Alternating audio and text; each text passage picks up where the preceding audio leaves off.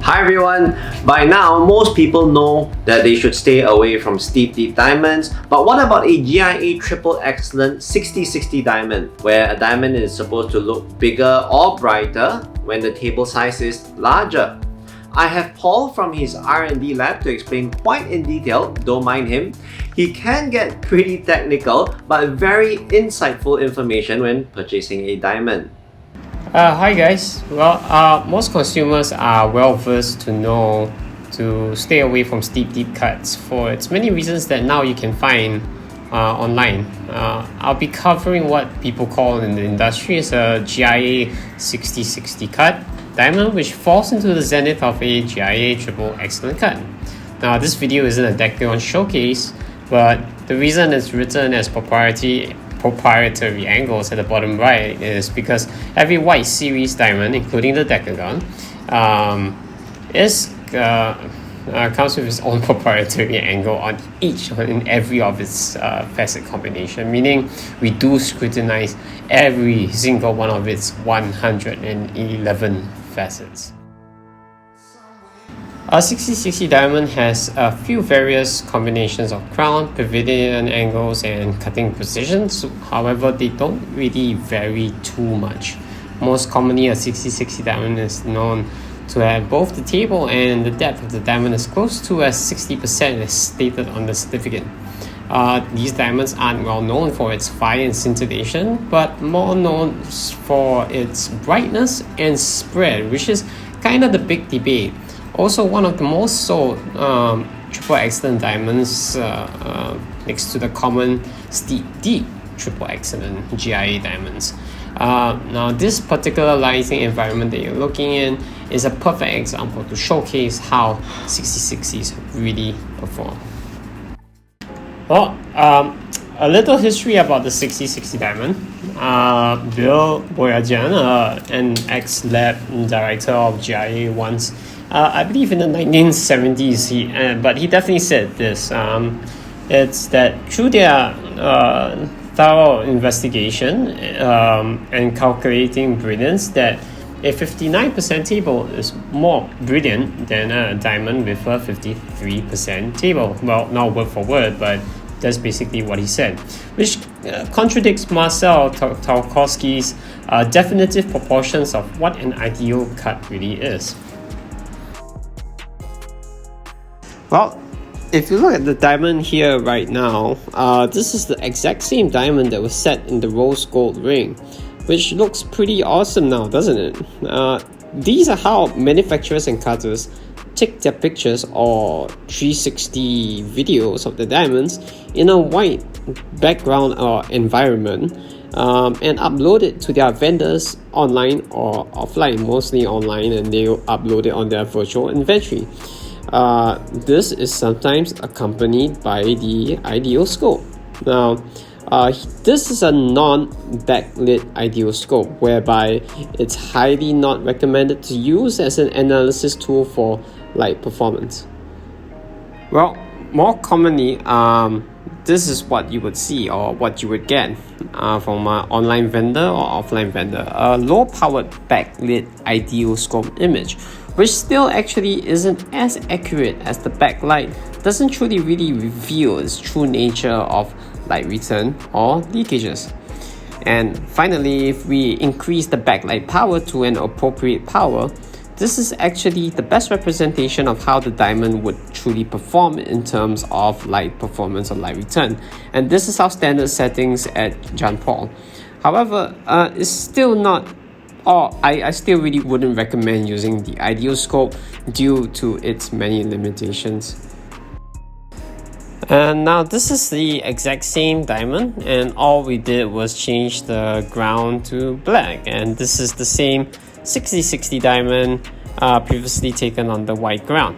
If you notice, the center areas of light leakages is much more apparent in the black background compared to the white one. This is a common misrepresentation, as areas that seem to appear white or gray truly is actually leaking light, but it's covered up when it's seen on a white or gray background, as you're actually looking through the diamond and looking at its gray background. And sometimes the light environment used can vary, just like these two diamonds, but the background heavily changes the appearance of the diamond. Black backgrounds are much better evaluation tables as they do not misrepresent light leakages. As you can see, they look vastly different, but it represents it very well that the diamond is leaking light in its respective areas, especially around the table.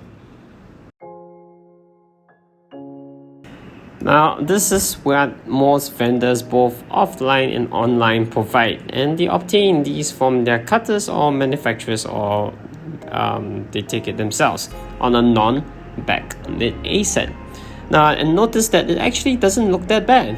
This is the most common provided version of the Aset image, and if it's even provided at all.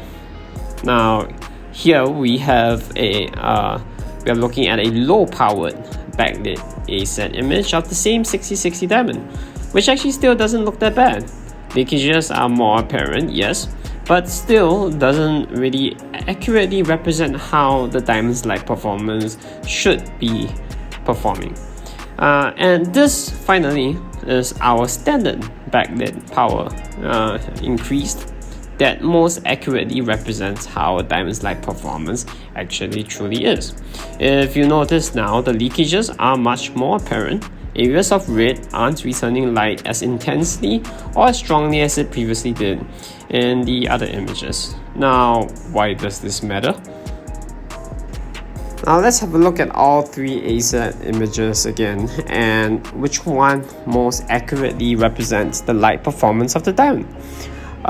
The Aset tool, when used properly, can accurately judge areas that are leaking light or reflecting light from an acute angle, like in the massive amount of green areas that you see around the edges. The diamond was set on a rose gold to show how under soft lighting conditions, most 6060 diamonds actually don't appear larger nor act more brilliantly, but rather allows light to freely pass through it in many areas. Whilst it's cut to create a higher spread, its edges make it appear to look darker and hence smaller. Remember, we are never always living in a room full of white lights and white walls all the time. And remember how standard vendors or cutters take images of videos most commonly this way? Not only does the ground that the diamond is sitting on affects its appearance. To be practical, under the same lighting conditions, let's see what happens when the environment or the surroundings around you change. Now, here we have the diamond on a black ground surrounded by white walls. The center table leakages are more apparent, but the edges of the diamond appear perfectly bright and normal. Next, the same diamond on a white background surrounded by gray walls, as the center of the diamond is leaking light and the edges, which are mostly green on the Aset image, are reflecting light from an acute angle. In this case, is absorbing the light from the gray walls. Most, if not all, of the diamond actually appears grayish. If the diamond were to reflect light well up, it would definitely not be the case. And next up, a white background, but the surrounding walls is made of chestnut wood. Notice that the edges is picking up a dark brownish color. Now, this is why an appropriate Aset image is so important. It accurately shows how your diamond would react under various different environments. And here, a black background with gray walls. Not too flattering of an image, I say, since we already know that the Aset is leaking light severely in the center and picking up reflections from the surroundings. This is expected to happen. And finally, if you just so happen to be in a room with pink walls, this is what you get. Well, I don't. That it's very seldom that you would be, but a diamond that is well cut would always return light up fully brightly, no matter the environment or no matter the metal, the background that you set it in. And finally, a summary of how all these diamonds, well, the same diamond looks under different environments. And how it correlates to an Aset when the Aset is properly backlit. If you notice that we don't live in a world where light is shining directly always with white ceilings, white walls, white backgrounds. There is a practicality to how diamonds should perform under all lighting environments, and the correlation to the a proper backlit Aset is the best way that you can see the Aset tool, when used appropriately, helps you evaluate your diamond. Not based on a picture or video that is made to look good. That's not the appropriate way to evaluate a diamond. A 360 video on a gray background or white background surrounded by white walls, but actually the Aset tool on a proper backlit would be the absolute best way to buy a diamond, to evaluate whether the diamond looks good or not, without seeing the actual diamond pictures, because that can be, as you can see, very easily manipulated. Well, to summarize how the diamond industry works for the most recent years is that photos and videos are commonly provided and misrepresented by their manufacturer or cutter or the vendor themselves. Very little information is provided, and when they are, the standard video or photo taking is always done in the same style. A 360 video or picture on a white or gray background surrounded in a white environment. Now, these covers the flaws of the actual light performance of the diamond.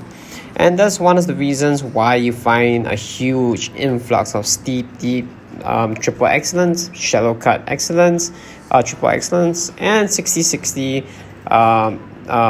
triple excellent GI diamonds in the large virtual inventories online or through middlemen dropshippers.